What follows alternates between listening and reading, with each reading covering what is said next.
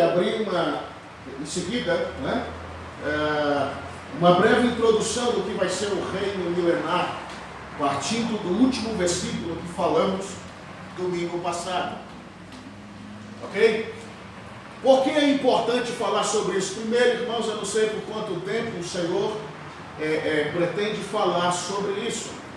Certamente eu não vou passar o resto da vida falando sobre a volta dele, né? Mas eu penso que esse é um tempo em que palavras como essa, elas precisam e devem, certamente, farão com que a gente esteja com os nossos sentidos muito atentos. Amém. Amém? Amém. Nossos sentidos espirituais, eles precisam estar muito ativos nesse tempo. Um tempo em que teoricamente está tudo bem, né? Um tempo que teoricamente nada está acontecendo, mas na verdade é que sim, está acontecendo alguma coisa. Ou já estão acontecendo muitas coisas. Então nada mais prudente, irmãos, que falarmos dos últimos dias e da volta do Senhor Jesus. O dia em que os céus serão rasgados e Ele vai se manifestar e todo olho verá a sua glória. Pode dizer amém? Amém? Todos os homens vão presenciar a manifestação do Filho de Deus. E aí vão ver que aqueles, eles chamam de crente, né? Aqueles crentes chatos, viviam falando fantasia e ilusão, aí eles vão ver que não era nada disso. Ok? Então, como você sabe muito bem, Apocalipse é um quebra-cabeça. Tem coisas que acontecem nos primeiros capítulos e são complementados nos capítulos seguintes.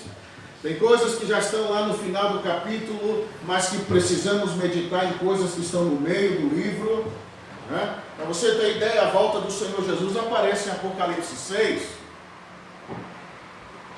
Se a gente fosse assim, analisando de forma cronológica, a gente pensa que é o último capítulo de Apocalipse, porque aparece novos céus e nova terra.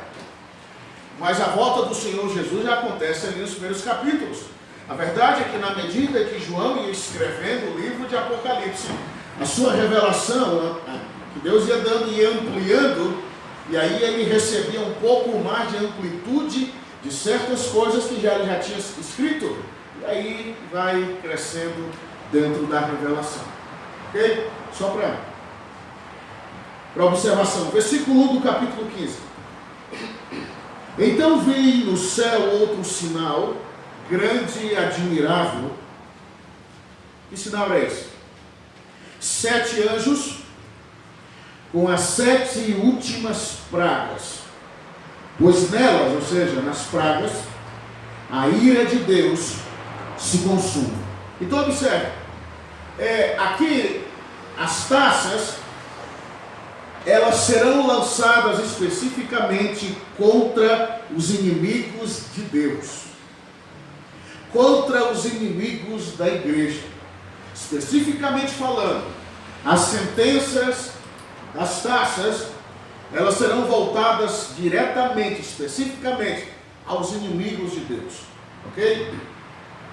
Versículo 2: vi algo como um mar de vidro misturado com fogo, e os que haviam vencido a besta, a sua imagem e o número do seu nome, estavam em pé junto ao mar de vidro com harpas de Deus. Olha a visão que João está tendo.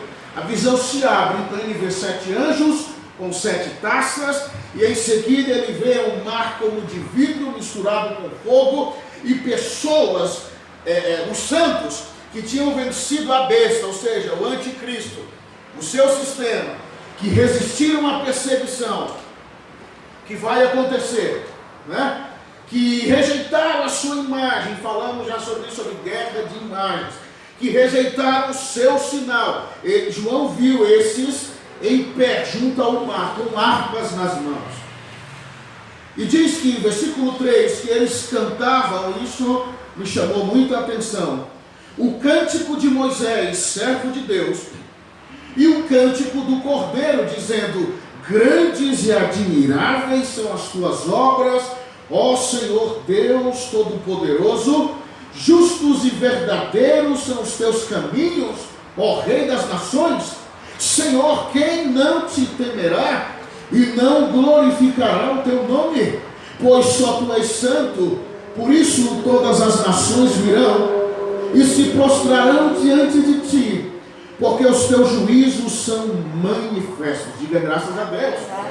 Observa que esses santos que João viu diante de um mar de vidro, eles entoavam, e João fez questão de detalhar o seguinte: dois cânticos.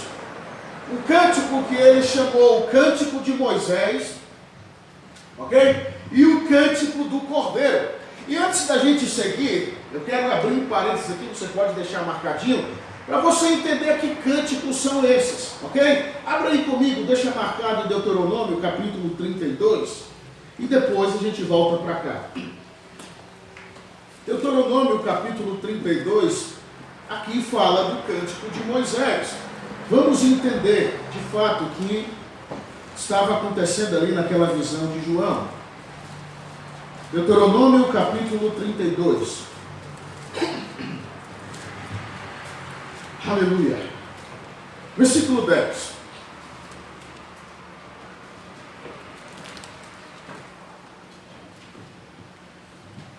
Está escrito assim. Observa que o título, se você olhar na sua Bíblia, provavelmente vai estar falando sobre o cântico de Moisés. Versículo 10. No cântico dizia-se assim: achou-o, ou seja, o povo dele, numa terra deserta. Eu quero destacar só esse ponto. Terra de solidão e uivos horrendos. Cercou, ou seja, cercou o povo dele de proteção. Cuidou dele, guardou-o como a menina dos seus olhos, como a águia que desperta sua ninhada, esvoaçando sobre seus filhotes, e estendendo as asas, pega-os e leva-os sobre elas. Assim só o Senhor o guiou.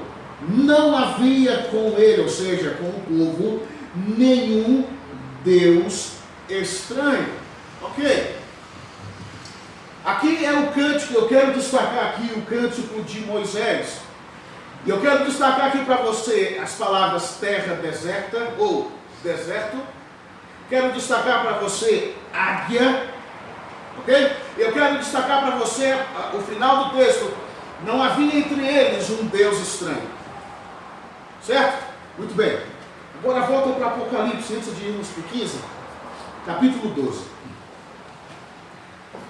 Vou lhe mostrar o cântico do Cordeiro agora. Aleluia. Capítulo 12.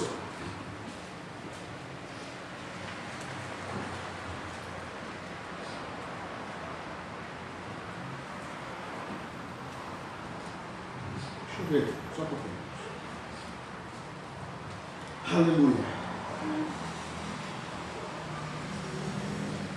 Aqui tem que esmiuçar bem, né? Porque senão passa batido. Ok? Eu disse 12, certo? É isso aí. Capítulo 12.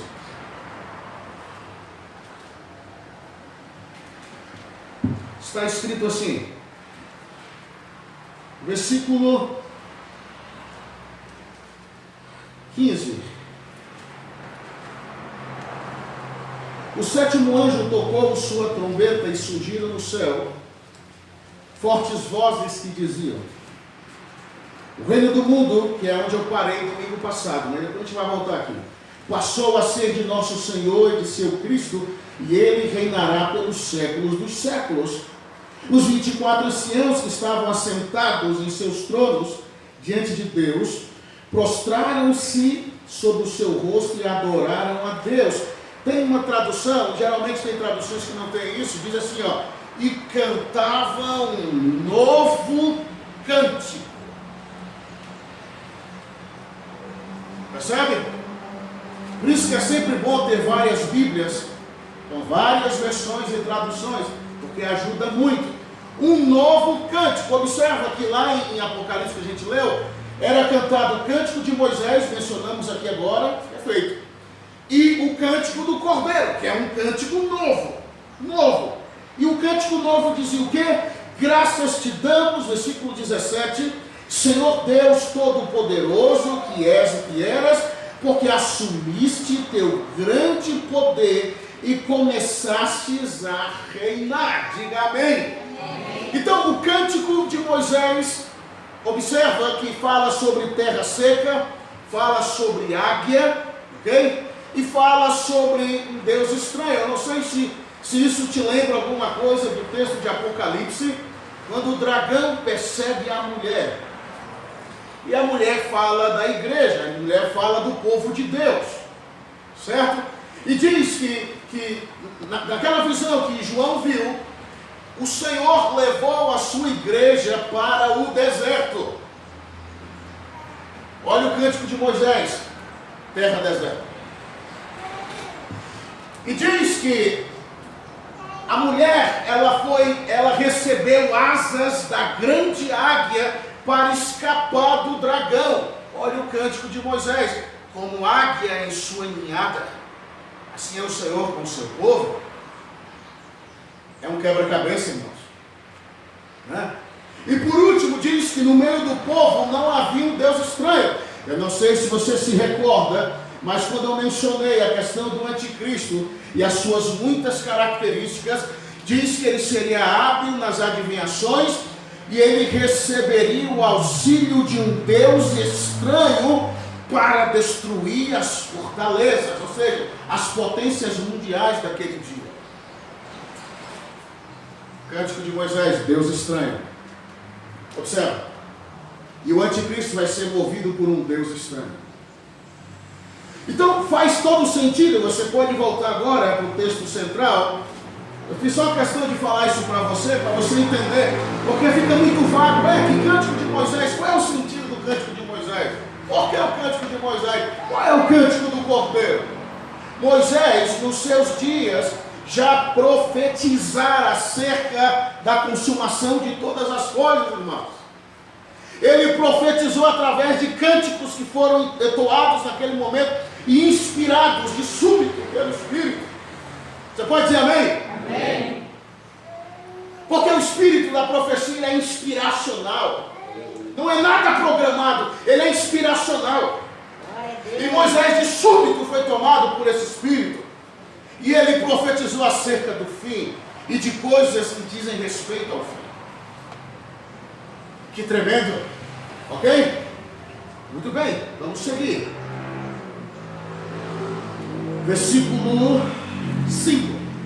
Depois disso olhei e abriu-se um santuário, o tabernáculo do testemunho, no céu, e do santuário saíram 7 anjos. Aqui o cenário já está se aprontando, tá? Com 7 pragas. Estavam vestidos de linho puro e resplandecente e usavam faixas de ouro na altura do peito. Um dos 4 seres viventes deu aos 7 anjos 7 taças de ouro cheias da ira do Deus que vive pelos séculos dos séculos. O santuário encheu-se da fumaça da glória e do poder de Deus. E ninguém podia entrar no santuário enquanto não se consumassem as 7 pragas dos 7 anjos. Observe, o capítulo 15, ele mostra, ele dá a introdução daquilo que vai vir. As últimas pragas sobre a terra. As 7 taças da ira de Deus. E é nisso onde a justiça de Deus vai se cumprir. Quando as 7 taças forem lançadas contra os inimigos da igreja, contra os inimigos de Israel, contra os inimigos de Deus. Aleluia. Amém, irmãos? Amém. Muito bem, o capítulo 15 é a introdução, agora o capítulo 16. finalmente entramos no cenário das 7 taças. 7 taças. Agora você vai entender o que vai acontecer aqui, irmão. Preste bem atenção. Versículo 1. Ouvi uma forte voz que vinha do santuário e dizia aos 7 anjos: ide e derramai sobre a terra as 7 taças da ira de Deus. Foram liberados. Ok? Primeira taça. Então o primeiro anjo foi e derramou a sua taça sobre a terra. Lembre-se que todas as taças contêm a ira de Deus. E apareceram feridas malignas nos homens que levavam o sinal da besta e adoravam a sua imagem. Inimigos de Deus. Falei? Certo? A primeira taça, quando foi derramada e quando for derramada pelo primeiro anjo, ela tem um alvo definido. Todos que vão ceder à sedução do anticristo e receber o sinal dele e adorar a sua imagem. Falamos em alguma ocasião que imagem tem muito a ver com natureza, com essência, com um desenho que tem dentro de mim. Ok? Então, entende, irmãos? Isso tudo vai acontecer dentro do tempo, da linha do tempo da grande tribulação. Os homens vão começar, uns vão seguir resistentes, sabendo quem é o iníquo e sabendo a tragédia que vai ser receber a sua marca. Outros vão ceder à sedução do anticristo, conhecendo ou não conhecendo os seus planos, e vão ceder à sedução do anticristo, porque vimos no livro de Daniel que vai haver momentos que ele vai conquistar povos pela sedução de uma falsa diplomacia e depois pela força, pela guerra. Estão lembrados? Quantos estão lembrados? Falei isso em alguma ocasião, não foi? Então entenda, ele vai de alguma forma imprimir a sua marca nos homens. E acontecerá que quando a primeira taça for liberada sobre a terra, essa taça vai encontrar todos que aceitaram um pacto com o anticristo. Resultado, receberão úlceras terríveis em seu corpo. Ferimentos que vão produzir pus. Coisas horrendas e terríveis. Exatamente sobre aqueles que vão aceitar o sinal da besta. Primeira taça. Quantos estão entendendo? Muito bem. Versículo 3. O segundo anjo derramou sua taça no mar. Primeiro foi na terra, o segundo foi no mar. Muito bem. Que se transformou em sangue como de um morto, e todo ser vivente que estava no mar morreu. Eu não sei se você lembra, mas quando eu falei das trombetas domingo passado, uma terça parte somente foi afetada por sangue.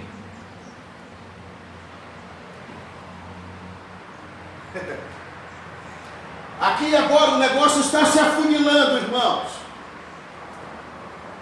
Está se afunilando. Na taça, na segunda taça que um anjo vai derramar, diz que não vai ser mais uma terça parte, ou uma segunda terça parte, digamos assim. Agora todo o restante dos animais marinhos que sobreviveram ao impacto da trombeta, todos morrerão. Todos. Porque as águas do mar se transformarão em sangue. Eu não sei se você sabe.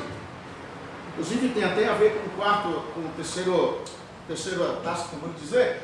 Mas eu não sei se você sabe, mas chega um momento e o sangue, quando ele sofre aquele processo chamado coagulação, ele começa a cheirar mal.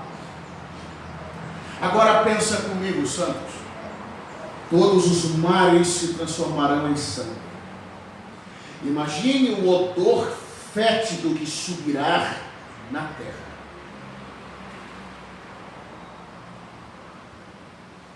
juízos de Deus. Percebe? Imagina o cheiro mau, porque não ficou só no mar. Versículo 4, o terceiro anjo derramou sua taça nos rios e nas fontes das águas, ou seja, água potável, que se transformaram em quê também, irmãos? Sangue. Imagina o desespero que vai ser isso. Eu vou sempre estar repetindo que em todas essas coisas estaremos guardados por Deus. Diga amém. Porque Ele é bom, irmãos. Ele é fiel. Ele vai nos guardar em todo o tempo. Como foi nos dias do deserto, quando saíram do Egito. Então entenda, não somente alguém poderia dizer, água salgada, está tranquilo. Aí o terceiro anjo vem sobre a água potável. Potável, lembra que na trombeta também foi uma terça parte?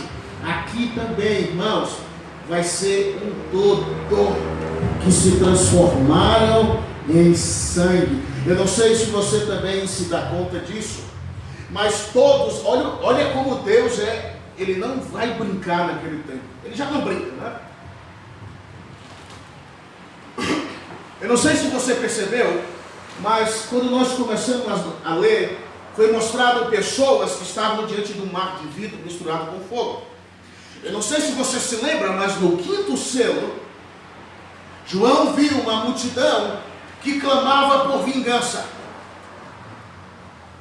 a Deus, porque derramaram o sangue de todos os santos e dos profetas.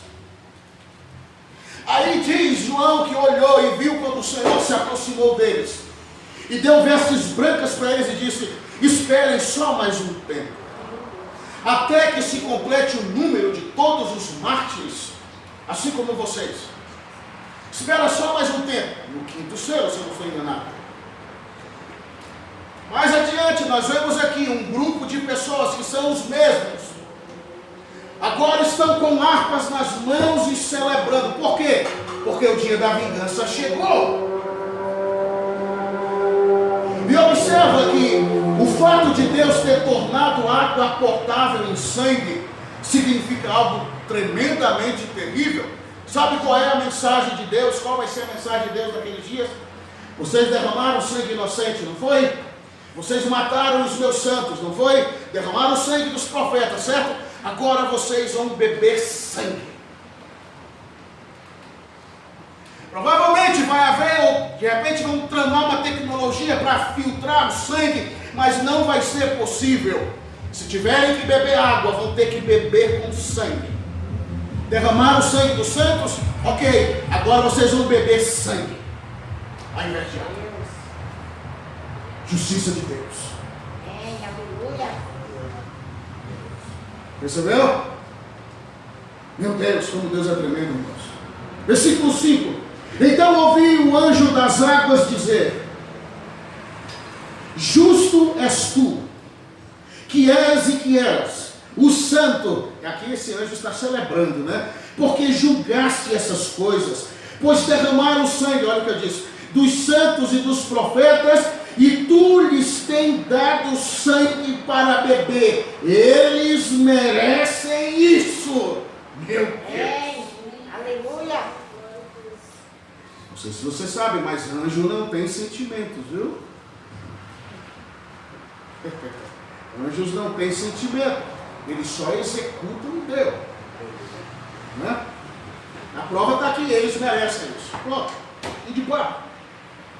E ouvi uma voz do altar que dizia, versículo 7, ó Senhor Deus Todo-Poderoso, os teus juízos são de fato verdadeiros e justos. Aqui houve um momento de adoração ao Senhor, e no versículo 8 entramos na quarta taça. O quarto anjo derramou sua taça sobre o sol, e foi-lhe permitido queimar os homens com fogo.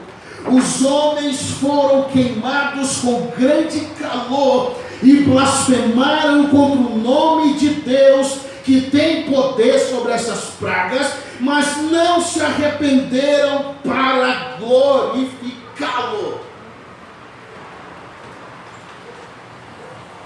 Lembra que uma das trombetas vai ter uma terça parte do sol escurecido? Aqui é diferente. Nas taças vai ser derramada sobre o sol e um calor infernal, abrasador, vai queimar os homens.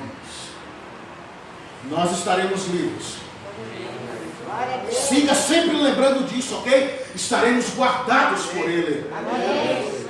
Mas todos esses que eu tenho mencionado para você, eles sofrerão danos terríveis. Irmãos, um calor abrasador, sem precedentes, vai recair sobre a terra e os homens sofrerão muito com isso. Imagine que em Israel, por exemplo, a temperatura chega a quase 50 graus. É terrível. Imagine o que será naquele dia. Se com calor desse a gente já sente, imagina naquele dia, quando o sol vai abrasar os homens como nunca antes, diante do derramar da quarta taça. Quantos estão entendendo? E mesmo assim, diz João, os caras eram corrigidos e disciplinados, e eles seguiam blasfemando contra Deus. Irmãos, entenda, os homens são maus. Nós seguimos sendo homens maus. O que faz a diferença é o Espírito Santo em nós. Sabe o que faz a nossa oração, a nossa adoração, nosso culto ao Senhor ser aceito pelo Pai? É o Espírito. Ele converte a nossa maldade em um cheiro suave. Os homens são maus por natureza, irmãos. Observa que mesmo diante, eles tinham toda a oportunidade para se arrepender, porque nesse intervalo de tempo, dentro da grande tribulação, o Evangelho vai ser manifesto entre os homens, a igreja vai estar anunciando os flagelos, e as pessoas devem se arrepender, deverão se arrepender. Vai haver salvação dentro da grande tribulação. Não sei se você sabe disso. Porque vai ter o grande mover do Espírito, vai ter uma grande operação dos dons espirituais, vai ser coisa tremenda, irmãos. Então, as pessoas terão a oportunidade de se arrepender, de não receber o sinal do anticristo. Compreende? Alguns vão aceitar, outros não. De tal maneira, está aqui, que eles seguiram blasfemando contra Deus e não se arrependeram das suas maldades. Versículo 10: o quinto anjo derramou sua taça, aqui é tremendo, sobre o trono da besta, e o seu reino se fez tenebroso, e de tanta agonia os homens mordiam a própria língua. Meu Deus!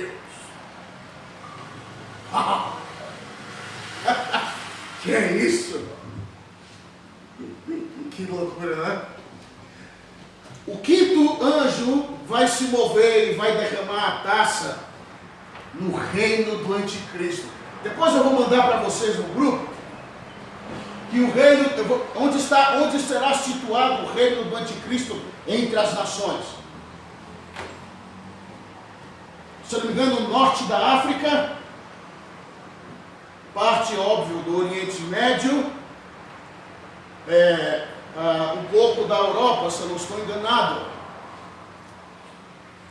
Ali vai ser o centro do império do anticristo. Ele vai comandar as suas ações a partir dali. A sua sede vai ser ali. Dentro dos países árabes, que a gente já falou. Não sei se você sabe, mas a Turquia é considerada um país parte da Europa.